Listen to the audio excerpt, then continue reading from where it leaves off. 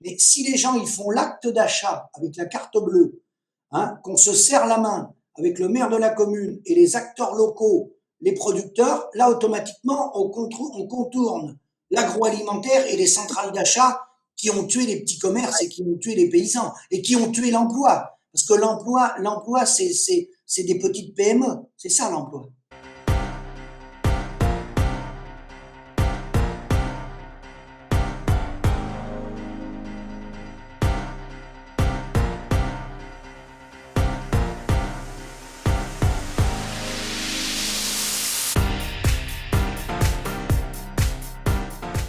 Bonjour Philippe Grégoire, je suis ravie de t'accueillir sur Tribune Libre une énième fois. Tu as pris un abonnement.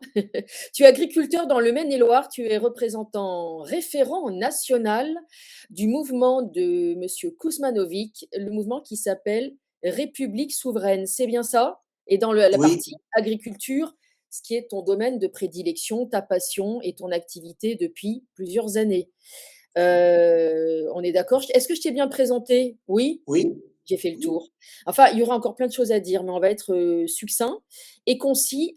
Tu viens nous parler de l'accord UE-Australie, sur lequel, on ne sait pas grand-chose, mais toi, tu sais beaucoup plus de choses. Est-ce que tu peux nous en parler, s'il te plaît? Alors, bonjour Stéphanie, merci de m'inviter sur Tribune Libre. Je t'en Donc, pour les auditeurs qui écoutent, tout le monde n'est pas forcément agriculteur. Alors, l'accord UE-Australie, c'est un accord encore de plus, hein. Il y a eu le TAFTA, il y a eu le CETA, il y a eu plein d'accords de libre-échange, hein. Aux États-Unis font des accords de libre-échange aussi. Il avait fait un grand accord de libre-échange avec le Mexique et le Canada, hein. Donc, tout le monde est à fond dans les accords de libre-échange. En fait, on fonce tous à la catastrophe, hein. C'est ce qu'on appelle la fuite en avant de l'Union européenne, entraînée par le commandement intégré d'Ursula von der Leyen. Donc, c'est un accord parmi tant d'autres, en plus des autres, mmh. qui va affaiblir la production européenne et la production française. Ça veut dire qu'à chaque coup, on grignote. À une époque, par exemple, pour prendre l'exemple du mouton, ça avait démarré avec le Commonwealth. Alors au départ, on était à 30% qu'on importait, puis 35, puis 40, puis 56, puis là, on va arriver à 60% de moutons d'importés. Donc ça veut dire que le mouton, bah, il vient un peu d'Australie, un peu de Nouvelle-Zélande, un peu, et la même chose pour la viande bovine et tous les produits. Donc cet accord de libre-échange, il se fait bon, dans des conditions qu'on connaît, géopolitiques mondiales très très chahutées avec le conflit qu'on connaît. En réalité, le conflit bon, nous dépasse, parce que comme disent certains analystes économiques, en réalité, l'Occident, on a dominé le monde depuis en gros 1492. Et aujourd'hui, on voit bien que les pouvoirs, ils sont du côté de l'Asie, tant sur la puissance économique que sur la démographie, hein, quand on regarde au niveau mondial. Et parmi les 5 premières banques mondiales, 4 sont des chinoises. Donc on a JP Morgan qui est le numéro 4. Donc les Américains sont en perte de vitesse, l'Europe est encore plus en perte de vitesse. Et dans ce bras de fer mondiale, avec la guerre des monnaies et la guerre du libre-échange, nous, l'agriculture, on est une monnaie d'échange parmi tout ça.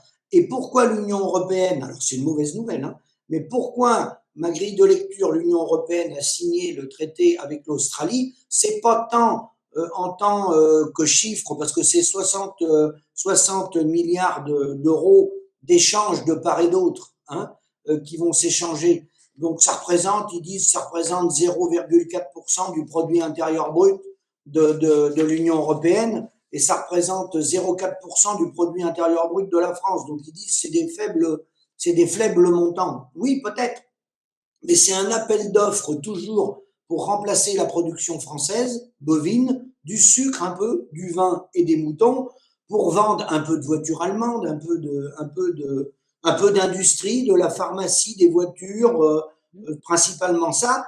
Bon, sur le commerce. Mais en réalité, pour moi, ça va au-delà de ça. C'est que dans le combat géopolitique, géostratégique des chefs d'État et de gouvernement, comme il y a un bras de fer et on sait que les Chinois ont déjà gagné la bagarre, on est dépendant de plus en plus des Chinois. Les Chinois produisent et maîtrisent 43% des produits manufacturés dans le monde, hein. petit outillage ou autre. Hein. On voit bien tous les magasins, que ce soit de jouets ou autre, on est envahi par du made in chinois. Et donc le lithium, on ne peut pas se passer du lithium. Alors le lithium, il sert pour les batteries, il Oui. sert pour l'électronique, il sert, c'est énorme, on fait tout avec le lithium, le caoutchouc, voilà. Bon, et donc comme il contrôle, il raffine 65% du lithium dans le monde, les Chinois. L'Union européenne a dit, ce qui n'est pas forcément idiot d'ailleurs, mais ça résout pas le problème, on va pas mettre tous les œufs dans le même panier. Donc comme l'Australie, ils ont du lithium, on va faire un accord de libre-échange avec l'Australie pour récupérer du lithium, hein, et nous, bah, on va laisser rentrer pour l'agriculture de la viande bovine, de la viande ovine principalement. Sauf que ces accords-là, ils sont totalement déséquilibrés, totalement déséquilibrés. Ils vont continuer avec les autres traités signés avant de nous appauvrir. Donc c'est 33% de plus d'exportation pour nous, l'Union européenne, donc pharmacie, voiture et tout, on va exporter 33% de plus envers l'Australie, hein, par rapport à ce qu'on faisait avant. Donc nous, ça a été chiffré, l'Union européenne, hein, pas la France, hein, l'Union européenne va gagner en solde net 1 milliard d'euros. Voilà ce qui a été chiffré. Eux, par contre, en gain, ça va être 10 milliards de dollars australiens qui vont gagner. Pourquoi? Parce qu'en plus de l'accord de libre-échange, il ne faut jamais oublier la parité des monnaies. Nous, pour 1 euro, il faut 1,65 $ australien à peu près. Donc eux, comme ils ont une monnaie qui est bien adaptée à leur économie, une monnaie qui est, on va peut-être prononcer le mot, sous-évaluée, ils l'ont sous-évalué leur économie pour que leur population vive avec un niveau de vie en parité du pouvoir d'achat pas trop déséquilibré par rapport à l'économie du pays. Donc, en baissant légèrement leur monnaie, ils sont forts pour exporter parce qu'ils sont placés. Et nous, avec un euro fort, trop fort, nous, on est déséquilibré, on peut vendre que des Rafales ou que du haut de gamme des voitures allemandes. Et voilà, ça résume le truc. Donc, en fait, pour moi, l'axe principal, d'abord, on le voit bien dans les communiqués, j'ai creusé un peu, c'est bien le lithium. Bon, certes, c'est les voitures un peu et tout, on est d'accord, mais c'est surtout le lithium. Donc, ça veut dire que toutes ces terres rares qui sont principalement en Chine, eh ben, on se rend dépendant. L'Union européenne, la France s'effondre je dirais, de semaine en semaine, alors que nous, du lithium, j'ai été voir, on en a dans l'Allier, on en a dans le Massif central, on en a du côté de Strasbourg et il y en a au Portugal, en Europe. Alors, pourquoi on ne l'exploite pas? J'ai pas la réponse, Stéphanie. Je pense que nos hommes politiques, il n'y a pas de pilote dans l'avion. Au niveau européen, c'est une catastrophe. Hein, au niveau français aussi, il n'y a pas de pilote dans l'avion. Et c'est le suicide collectif du projet européen. On ne va pas se mentir. Alors, si on se réveille pour ouvrir des mines dans 2 ans, 3 ans ou 5 ans, bah, il y a longtemps que les trains ils seront passés. Hein. Enfin, je veux dire, mais qu'est-ce qu'on attend? Qu'est-ce qu'on attend? Il va nous coûter très cher ce lithium. Ah oui, ah ben évidemment, parce qu'on va être dépendant des autres. Le problème du libre-échange tel qu'il est là, hein, là, moi, je parle d'agriculture, mais l'industrie, c'est encore plus important en termes d'emploi national. Hein, sans usine de chaussures, de vêtements, de voitures, si on fabrique plus rien, on est mort. On crée du tertiaire, c'est à l'image de l'Union européenne d'ailleurs, parce qu'on a trop de tertiaire dans la richesse produite. On manque de services publics à l'hôpital, tous ces secteurs-là, mais après, on a trop de bureaucratie dans les strates administratives qu'on a. Il faudrait revenir sur ce qui fonctionnait avant, hein, la commune, le département, l'État. Là, on a la commune, la communauté de communes, les régions, les comités de pays, des organismes. Voilà. Donc, on a créé une toile d'araignée tertiaire phénoménale avec des normes plutôt au-dessus de la moyenne, hein, quand même, de ce qui se pratique. Alors, il faut des normes, hein, mais voilà. Après, il ne faut pas que des gens qui fabriquent, qui construisent ou qui mettent en place des normes et qu'on fabrique plus de voitures, plus de masques, plus rien. Enfin, je veux dire, il faut un peu réfléchir. Mais vous avez demandé aux décideurs pourquoi ils refusent de mettre en place des mesures pour exploiter le lithium en France? Non, ça, j'ai pas la réponse. Ça, j'ai pas la réponse. Alors, certains nous disent que c'est pour des raisons environnementales. C'est sûrement un peu vrai. Pour moi, il n'y a pas que ça. Il y a une absence de stratégie long-moyen terme. Et c'est des gens, on pourrait presque croire que l'équipe de Van der Leyen et les autres, hein, et Mmh. nos députés européens, parce qu'attention, il y a des Français là-bas au Parlement européen. Mmh. On se demande s'ils n'ont pas été missionnés pour couler l'Union européenne. Donc là, avec des mesures comme ça, bah, il est clair qu'on s'appauvrit, on va plus avoir d'industrie, hein, ça baisse, on est descendu à 9% hein, au niveau industriel. Hein. Et au niveau agricole, la crise était déjà là avant, puisqu'il y avait plus de 2 millions d'agriculteurs après la guerre. On est moins de 400 000. Là, déjà, avant le conflit en Iran, je dis bien avant le conflit en Iran, qui Mmh. est très très grave, parce que nous, on a du GNR, gasoil non routier. C'est le gasoil le même, pour ceux qui connaissent pas, que vous prenez dans votre voiture, sauf qu'au lieu d'être blanc, il est rouge. Il est coloré rouge. Voilà. Donc, on le touchait, on va dire, allez, ça arrivait qu'il soit à 0,60, mais 0,60, c'est quand même le prix très bas. Il était plutôt autour de 0,70, 0,80. Mmh. D'accord? Là, il est rendu à 1,40 €, il arrive à 1,50 €. Je parle pour les agriculteurs. Il faut bien comprendre qu'un tracteur, ça va être 30-40 litres à l'heure. Ça va être 400 litres. Quand on rentre dans les travaux des cultures, c'est le cas, un tracteur, ça va être entre 3 et 500 litres par jour. Par jour. Par jour. Donc, sur des consommations comme ça, ben, c'est un peu comme les pêcheurs hein, qui partent en mer. Hein, j'étais en C'est contact énorme. avec un pêcheur hier. Il me disait, il part 15 jours en mer, lui faut 18 000 litres de GNR comme nous. Donc 18 000 litres pour 15 jours. Il m'a dit, moi, je vais pas prendre la mer longtemps. Il a dit, le bateau, il va rester à quai. Et nous, c'est le cas, les tracteurs, ils restent dans les hangars. Alors, avant, ça c'est important ce que je vais dire, avant le conflit là, avec l'Iran, bon, Mmh. eh bien, déjà, on a plus de 2 500 000 hectares en friche. Les gens ne cultivent plus les terres parce que économiquement, semer un blé, un tournesol ou un maïs, hein, il y a plus de charges qu'il va y avoir de recettes parce qu'avec le libre-échange, les cours mondiaux se sont effondrés du blé. Hein, les cours mondiaux avec les spéculateurs, Chicago, voilà, hein, la spéculation, on a des blés à 160 € la tonne, 180 € la tonne. Il faudrait qu'il soit minimum, j'ai bien dit minimum, à 280 à 300 € la tonne en conventionnel. En bio, il faut qu'il soit à plus de 400. Et ils sont en dessous de 100. Donc, qu'est-ce qui se passe? C'est facile à comprendre. Hein. Les gens qui sont autour de Paris, je schématise, autour de Paris, dans les Hauts-de-France, dans les plaines de Caen, ils ont pour la plupart des rendements en blé, on prend le blé, hein, ou le maïs, ils ont des rendements au-dessus de 8 tonnes à l'hectare, au-dessus de 80 quintaux par hectare, entre 80 et 110, hein, il y en a même qui font 120. Bon.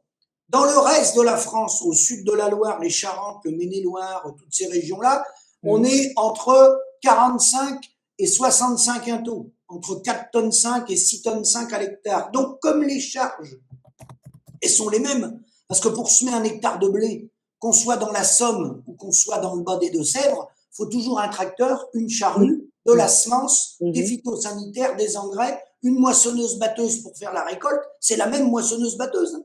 Donc, les charges de structure sont les mêmes. Mmh. Donc, tous ceux qui sont dans des régions avec des rendements faibles, ils ne remettent plus en culture. Et là, je peux annoncer aujourd'hui des gens qui ont, alors, parmi des gros agriculteurs, qui sont en même temps entrepreneurs, qui ont jusqu'à 1500 hectares, hein, des gens qui ont 200 hectares, 150 hectares, 180 hectares, ils ne vont pas remettre en culture au printemps, c'est-à-dire les tournesols et les maïs grains. Pour l'automne, les blés, je ne sais pas. Mais ils ne vont pas remettre en culture, ils vont mettre en jachère.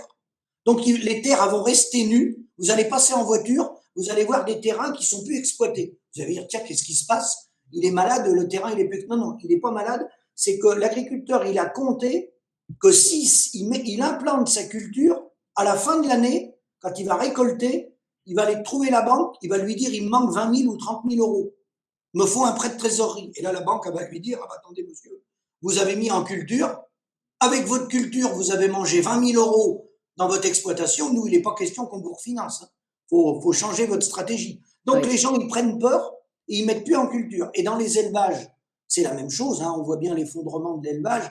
Tout est généralisé. Donc là, on est dans un effondrement global, moi je dirais, de toute la production agricole, non seulement française, mais européenne. Alors, sachant que Mmh. c'est des emplois non délocalisables, hein, l'agriculture, on peut pas se délocaliser, on n'est pas mobile, hein, on est sur un territoire où on produit. Donc nous, pour répondre à ça, parce qu'il ne faut pas que j'oublie, c'est très important. Nous, on essaye de communiquer. Hier, j'étais avec un restaurateur et on a une chaîne locale.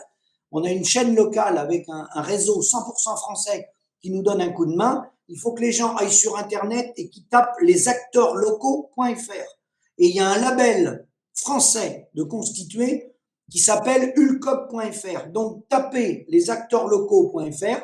Là, vous allez retrouver des gens qui témoignent en TV locale. Donc, la TV locale, elle va se balader dans toutes les villes de France. C'est les gens eux-mêmes qui s'enregistrent, ou moi, ou le patron qui a créé ça, qui va enregistrer les gens. Et ça met en lien les bouchers, les boulangers, les paysans, qu'on vende des fraises, des canards, des cochons, des yaourts. On sait qu'il y a un producteur qui vend des yaourts ou des cochons dans telle ou telle commune. Après, les consommateurs, ils font leur acte d'achat, oui ou non, hein, mais il faut aller sur lesacteurslocaux.fr. Parfait, c'est très bien. Oui, c'est ça, c'est ça. Donc, ils travaillent avec Réveil des terroirs, voilà, exactement. C'est exactement ça. Alors ça, c'est pour dire que face à l'Union européenne, face à la débilité de l'Union européenne, des décisions, alors il n'y a pas qu'Ursula von der Leyen, elle n'est pas toute seule, mais c'est une catastrophe, il faut essayer de relocaliser, parce que je pense que nos politiques sont à la rue, ils sont à la rue, et je pense que ça reviendra du local, ça reviendra de la base de nous, des communes, comme le dit aussi Étienne Chouard. Étienne Chouard, il dit reprenons-nous en main à partir de la commune. Et bien là, se reprendre à partir de la commune, nous, on communique. Moi, tous ceux qui m'appellent, je dis voilà, auprès de ma commune, il y a lui, il vend des poulets, lui, il vend des canards, lui, il vend du lait. Rentrez en contact avec lui. Alors après, les gens, ils sont d'accord ou pas d'accord. Mais si les gens, ils font l'acte d'achat avec la carte bleue, qu'on se serre la main avec le maire de la commune et les acteurs locaux, les producteurs, là, automatiquement, on contourne l'agroalimentaire et les centrales d'achat qui ont tué les petits commerces et qui ont tué les paysans et qui ont tué l'emploi. Parce que l'emploi, c'est des petites PME. C'est ça, l'emploi. Donc, on renforce le local, la puissance du local est à ne pas sous-estimer. C'est à pas sous-estimer du tout, sachant que le local, avec les acteurs locaux, avec tous les élus qui vont jouer le jeu. Alors nous, ce qu'on va faire, parce que c'est apolitique, asyndical, nous, dans cette chaîne TV, on va dire, voilà, le maire de telle commune, il se trouve qu'il est Rassemblement National, il a joué le jeu. Parce qu'attention, l'élu, il a un pouvoir, on parle des consommateurs, mais l'élu, qu'il soit Rassemblement National, Parti Socialiste, France Insoumise ou macroniste, on s'en fout. Nous, ce qu'on veut, c'est que le maire de la commune, la restauration collective, c'est 40 millions de repas consommés chaque jour, sur les 204 millions qu'on consomme, nous les Français, chaque jour. Il y en a 40 millions, c'est les EHPAD, les cantines scolaires, etc. Là, c'est le maire. Même qu'il y a une communauté de communes, alors il y a des délégations, mais le maire, il a un pouvoir, d'accord ? Si le maire, il décide sur les 40 millions de repas servis par jour, là, du coup, de jouer le patriote, 100% français, de s'approvisionner localement. Alors, localement, ça peut des fois être à 80 km, parce qu'on ne trouve pas tout toujours dans les communes autour. Mais s'il joue le jeu local, 100% français, le problème du poulet d'Ukraine, le problème de l'Australie, le problème du Mercosur, on va déjà le réduire.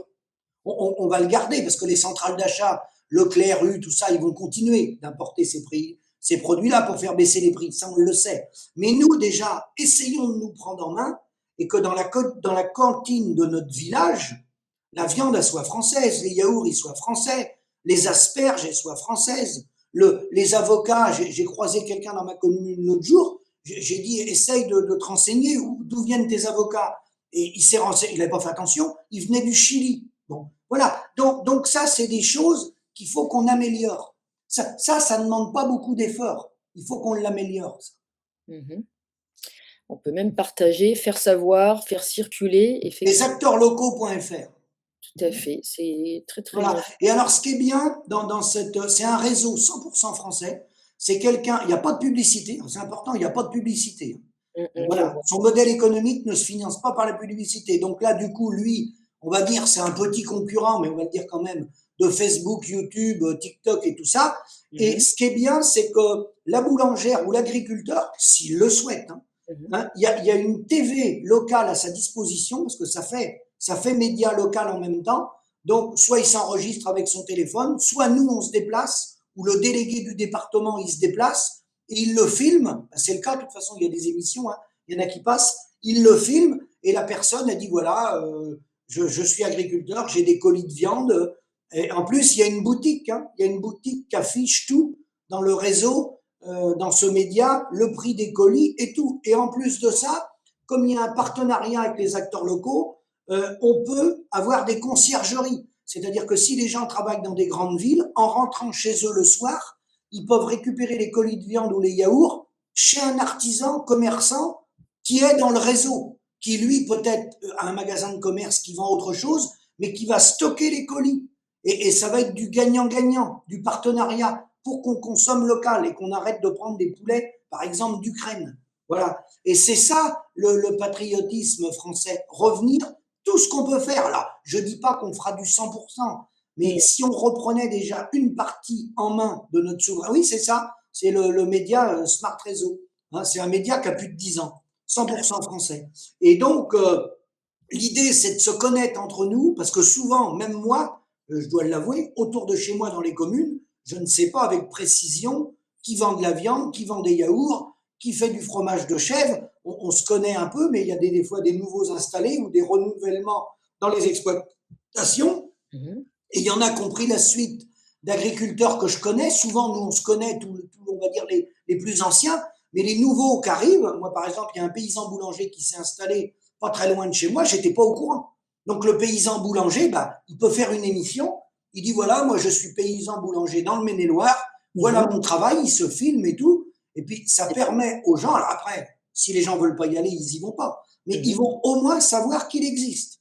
D'accord. C'était des mises en lien efficaces. Voilà, Ah oui. le pouvoir du terroir, on pourrait le dire comme ça. Ah oui, parce que là, le bulletin de vote, c'est l'acte d'achat. Comme avait dit Coluche, il suffit d'arrêter d'en acheter pour plus qu'ils en vendent. Ah bah, l'acte d'achat et à contrario le boycott sont beaucoup plus puissants, j'imagine, que le bulletin de vote, qui parfois. Oui, oui. Alors du coup, moi, quand je m'efforce, hein, parce que faut prendre l'habitude. Hein, quand je fais mes vidéos, je passe directement par ce réseau 100% français. Donc, je passe par le réseau des acteurs locaux, qui est la plateforme du réseau social Smart Réseau. Donc, je démarre par là.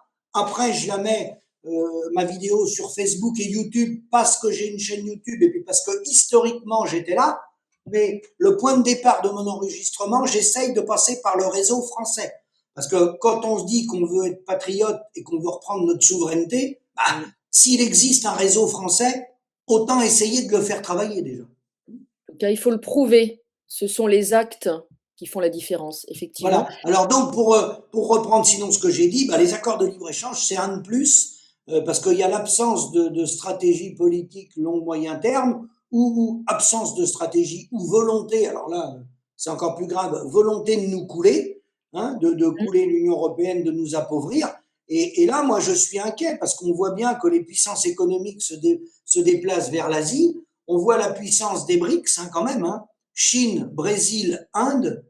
Là, on est, nous, la France, on est tout petit, petit, petit. Donc, si on n'est pas capable, pour répondre à l'ingérence et puis à la politique catastrophique de l'Union européenne, il faudrait rapidement sortir de ce carcan, faire un partenariat et des accords bilatéraux avec un groupe de pays avec qui on a des intérêts, où on a besoin de pétrole, où on a besoin de gaz, où on a besoin peut-être de matières premières aussi, de terres rares. Hein. On peut faire des accords bilatéraux avec 4 ou 6 ou 12 pays, mais nous, la France, sans passer par l'Union européenne, il faut sortir de ce truc-là. Hein. Et on reprend nos intérêts pour garder notre nation. Parce qu'autrement, ben, le peuple français, il s'appauvrit. Parce qu'en réalité, ce qu'on a fait, c'est qu'on a essayé d'aller dans l'agriculture, hein, mais dans l'industrie aussi, en agriculture, on a essayé de baisser nos prix. Hein. On a dit on va au prix, on va réduire le modèle social, on va tout baisser le plus bas possible, hein, on va baisser notre coût de production, parce que dans une économie, il y a 3 leviers. Il y a le coût de production, il y a le taux de change et il y a le comportement de marge dans la filière, des acteurs de la filière. Ça, c'est déterminant. Et donc, nous, on a baissé nos coûts de production pour aller exporter au Canada, en Chine, des produits agricoles, en Ukraine, prendre des marchés. LDC est rendu dans les pays de l'Est, le groupe LDC, le leader européen français, qui est dans la Sarthe, pour prendre des parts de marché. Il est au Portugal, il est partout. Bon. Et en baissant notre coût de production, on s'est appauvri, on a appauvri la paysannerie, hein, voilà, pour aller chercher des marchés à l'extérieur. Donc on est dépendant de la demande des autres qui, eux, sont sur un marché mondialisé et ils comparent nos prix du poulet, du lait ou des yaourts avec le prix d'un yaourt aux États-Unis ou en Nouvelle-Zélande, hein, tirer tout le monde vers le bas. Hein, et donc on a diminué le nombre d'agriculteurs parce que nous, on n'arrive pas à suivre à ces prix-là. Et donc après, comme on a effondré nos productions, la viande bovine, le mouton, les fruits et légumes, etc., eh ben, on est dépendant, la France après, comme on produit de moins en moins, on est dépendant des importations. Donc les importations dépendent du revenu national et nos exportations dépendent de la demande des autres. Et la demande des autres, elle est soumise à un prix tiré vers le bas, elle est soumise où ils n'en ont rien à foutre des normes. Nous, on veut des normes européennes, on veut quelque chose de très propre, très respectueux et tout. Faut bien imaginer que les Chinois ou les Américains, ils en ont rien à foutre de ça. Eux, ils regardent le prix, c'est la guerre économique, la guerre commerciale. Les chefs d'État n'ont pas d'amis, ils ont que des intérêts. Et on le voit bien avec Trump, c'est le rapport de force. Trump, en fait, c'est un rapport de force qu'il fait parce qu'il voit que l'Amérique est en perte de vitesse, ça s'est désindustrialisé. Donc, c'est des rapports de force. Et nous, là-dedans, on a l'impression qu'on est des bisounours. Avec quand on voit Emmanuel Macron ou Gabriel Attal, on a l'impression d'être dans une cour de récréation. Donc l'argument, le lithium, c'est pour des raisons environnementales, mais on pourrait leur rétorquer, finalement, vous préférez qu'on pollue d'autres pays? C'est ça, c'est ça. Donc ça ne tient pas debout. Si on tient réellement à la planète, que ce soit un point X ou un point Y, les questions environnementales restent les mêmes. Les questions environnementales, elles sont importantes, mais comme le disent souvent des économistes type Alain Juillet, on ne peut pas imposer au reste du monde, nous, l'Union européenne, des normes soi-disant indispensables à la vie de l'humanité. On ne peut pas imposer des normes à des continents comme les Américains, les Chinois, les Brésiliens. On ne peut pas. On n'est pas le leadership, on n'est pas le gendarme du monde. On ne peut pas imposer aux autres. Donc, si on est dans l'excès de normes, bah déjà qu'on a perdu, on va tout perdre. Il va plus rien nous rester. Il va nous rester plus que du tertiaire. On va pianoter derrière des ordinateurs. Non, mais on peut imaginer donc que cette question environnementale n'est qu'un prétexte pour ne pas développer cette exploitation du lithium en Oui, France. oui, ça peut être un prétexte. Hein? Oui, parce que finalement, on l'importe en circuit long en plus. Donc si on est vraiment soucieux de l'écologie, c'est encore moins futé d'aller le chercher très loin. Bien sûr. Alors, ce qu'on peut rajouter, ce qu'on peut rajouter aussi, c'est que dans la mesure où un projet relève de l'intérêt national de la nation, que ça soit pour faire des mines de lithium, que ça soit pour créer des nouvelles chaînes de voitures, que ça soit pour les biocarburants ou d'autres choses, quand il y a des projets comme ça stratégiques ou relancer l'énergie, hein, qu'elle soit nucléaire ou autre, là, c'est des projets pour la protection de la population, la souveraineté de notre nation, hein, c'est la vie de la nation française qui en découle. Là, il devrait être pris des décisions gouvernementales, des décrets d'urgence pour lancer ces grands chantiers, mais que les permis de construire, ils prennent pas 10 ans. Parce que là c'est l'enjeu de la nation qui est derrière. Moi, je vois des pays. Alors, je dis pas que la Chine, tout est parfait, hein, c'est pas ça. Mais eux, quand ils ont des stratégies industrielles, ils mettent pas 10 ans à réfléchir et 10 ans à construire le projet. Hein. Le projet, il démarre. Hein. Il est mis en route tout de suite.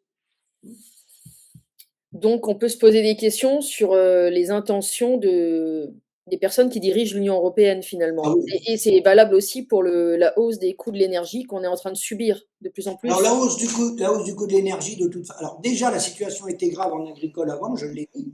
Il y a plus de 2 500 000 hectares en friche. Déjà, les gens que je connais en céréales et même en production d'élevage, malgré la hausse du prix, hein, la hausse du prix ne veut pas dire la hausse de la marge, malgré la hausse des prix qu'il y avait eu un peu dans la viande bovine, un peu ovine, un peu en production laitière, mais il a rebaissé le coût du lait, malgré les quelques hausses qu'il y avait eu, la marge nette allait loin de combler tous les retards qui ont été pris et la hausse de tous les intrants et de tous les coûts de la construction. Donc, en réalité, la ferme France est sans terre de jour en jour. Plus ça va, moins il y a de gens qui vont investir dans ce domaine-là, parce qu'il n'y a pas de retour sur investissement. Mmh. Ça veut dire qu'on est en train de perdre l'arme alimentaire et perdre notre souveraineté, l'arme alimentaire. C'est très très grave parce que là, on dépend, comme je le disais, par nos exportations qu'on a voulu faire à tout va de la demande des autres, mais bientôt, on dépend, on l'a vu pendant le Covid, de la fabrication de masques des autres, et bientôt, on va dépendre de l'alimentation produite par les autres. Parce que le problème qu'on a, c'est que en Europe, mais si on revient sur la France, nous, on avait une avance à un moment donné avec le nucléaire. On a repris du retard à nouveau. Pour qu'un pays puisse tenir, il faut une énergie peu chère et abondante. Il faut une énergie peu chère et abondante. S'il n'y a pas une énergie peu chère et abondante, il n'y a pas d'agriculture, il n'y a pas de production, il n'y a pas d'usine, il n'y a pas de Michelin, il y a rien. Il faut une Tu as dit pour qu'un pays se porte bien, c'est ça? pour qu'un pays se porte bien Ouais. économiquement et qu'il y ait un produit Économique, intérieur brut et que la consommation des ménages fonctionne et qu'il y ait un bien sûr. roulement économique dans le pays avec un faible taux de chômage et un faible taux de pauvreté, il Mmh. faut une énergie peu chère et abondante. Parce que Mmh. l'énergie, ça représente au niveau mondial que 3%, 3,5% de la richesse. Mais sans énergie, il n'y a pas de voiture. Sans énergie, il n'y a pas de train. Sans énergie, il n'y a pas d'avion. Y a pas, nous, on démarre pas le tracteur. Donc, sans énergie, peu chère et abondante, toute l'économie est paralysée. Et donc là, on va vers, quelque chose qui est assez catastrophique sur le plan Ah, économique. oui, je pense, parce que alors là, déjà, les prix, alors je parle que du gasoil. En fait, on ne devrait pas parler que du gasoil, parce que qui dit pétrole dit plastique, les emballages, ça entraîne tout, hein, voilà. Mais sur la logistique, le coût des transports, rien que par l'augmentation du gasoil, hein, de l'essence, mais c'est phénoménal. Le groupe Steph, la société et les camions frigo, qu'approvisionne Rungis et toutes les grandes villes, c'est 100 000 livraisons par jour en Europe. 100 000 livraisons par jour en Europe, rien que ce groupe-là, Steph. Donc, inutile d'imaginer le coût du gasoil voilà. D'où l'intérêt de revenir vers les acteurs locaux, avec les associations comme SOS Mer, nous, où on dit, faut relocaliser au maximum tout ce qu'on peut trouver dans un rayon. Alors, si c'est dans un rayon de 5 km, c'est bien. Si c'est dans un rayon de 20 km, bah, vaut mieux faire 20 km que de faire venir le poulet d'Ukraine, de toute façon. Et là, on a une carte à jouer parce que là, on coche toutes les cases, hein. La Et logistique, le coût du transport, le gasoil, des emplois non délocalisables. Et si les gens gagnent leur vie sur les territoires, derrière, il y a des coiffeuses, il y a des infirmières, il y a des hôpitaux, il y a des écoles, il y a des crèches, il y a toute une économie locale. Si l'alimentation ou l'industrie vient des pays qui sont à 5 ou 20 000 kilomètres de chez nous, bah, c'est la désertification. Et mmh, on se retrouvait au chômage. mais en fait, il suffirait d'une volonté politique. C'est quand même assez simple à comprendre. Oui, il y a une photo qu'on pourrait, même si on ne peut pas totalement la comparer, c'est un peu ce qu'a fait la Suisse. La Suisse, ils ont un peu fait ça. Alors on va me dire, oui, c'est un petit pays, machin, ils font pas partie de l'Union européenne, mais la Suisse a un peu fait ça. Ils se Mmh protègent. Ils ont un protectionnisme. On va pas se mentir, hein. mh. Voilà. Mmh. Là, c'est intéressant cette histoire de souveraineté numérique. Est-ce que tu veux en dire 2 mots sans La transition? souveraineté numérique, le média 100% français, là, Mmh. qui a été créé il y a 11 ans maintenant, ça doit faire la 11e année. Et là, ça permet de mettre en relation tous les acteurs locaux, artisans, Mmh. commerçants, agriculteurs, pour que les gens puissent vendre leurs produits. Et donc, c'est apolitique. Donc, comme je l'ai dit, les gens qui passent, c'est comme une équipe de foot, hein.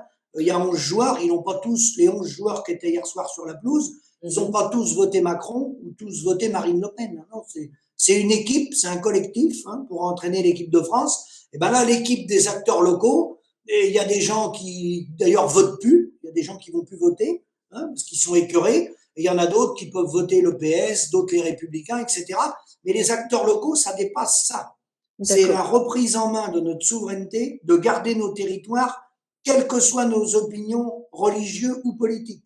C'est de dire on maintient nos territoires, on maintient notre hôpital, on maintient nos écoles, on Mmh. maintient tout ce qu'on peut maintenir. Parce qu'après, bien au-dessus de nous, hein, il y a les décisions géopolitiques, géostratégiques qui se jouent entre les Chinois, les États-Unis, les grands acteurs de ce monde, la Russie, Poutine.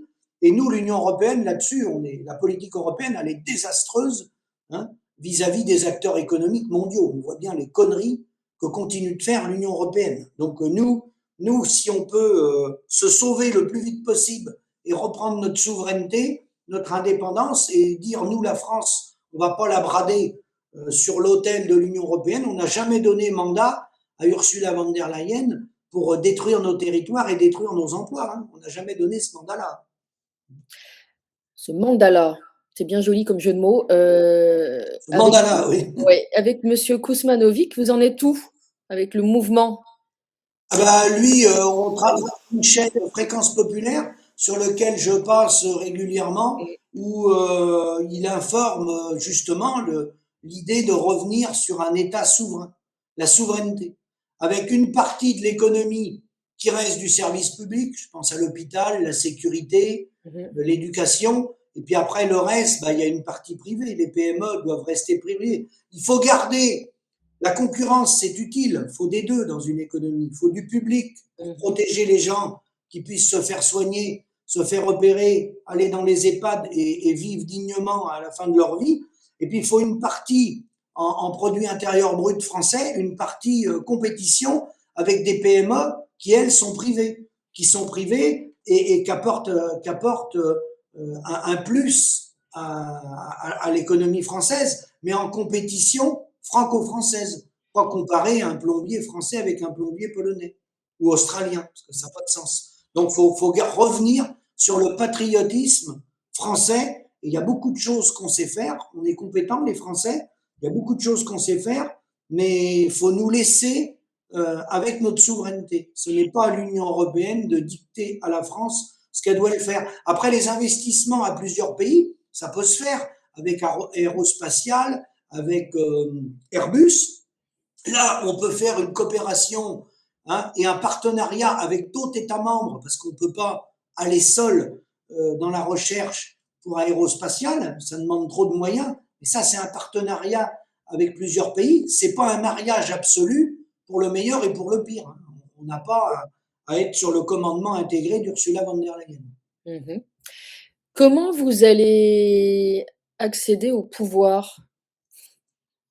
Par les élections, en essayant de convaincre les gens, justement, comme le dit très bien Étienne Chouard, de repartir de la base et d'expliquer à travers les acteurs locaux et à tous les gens qui sont les pieds sur terre, qui ne sont pas des rêveurs, mais qui sont des gens qui travaillent au jour le jour, que sont des menuisiers, des plombiers, tous ces métiers indispensables, les aides-soignantes, les infirmières, les gens qui sont sur le terrain tous les jours et qui voient les déshérences de notre pays, le fait que le tertiaire a pris trop d'importance, il faut plus de temps à remplir des rapports d'activité qu'à faire le travail. Donc sortir de ce schéma-là et puis expliquer qu'il existe une autre voie qui est la voie de la souveraineté et la coopération après entre les États, qui est l'OIC, l'Organisation internationale du commerce, et non l'OMC. Parce que l'OMC, c'est le libre-échange, donc c'est le rapport de force de la brute contre les plus faibles, alors que l'OIC, c'est l'Organisation internationale du commerce, où on fait de la coopération entre les États, des accords bilatéraux, au coup par coup, avec les pays avec lesquels on a des intérêts. Et s'il y a des accords qui sont en notre défaveur, ben, sur 10 accords, s'il y en a 2 en notre défaveur, il va quand même en rester 8. Que là, aujourd'hui, avec l'Union européenne, ils nous entraînent dans une course infernale du libre-échange, où en fait, on brade notre agriculture, on brade notre industrie, c'est Alstom, c'est Technip, c'est tous les joyaux qu'on avait, on est en train de se faire laminer. Vous comptez vous présenter à quelles prochaines élections?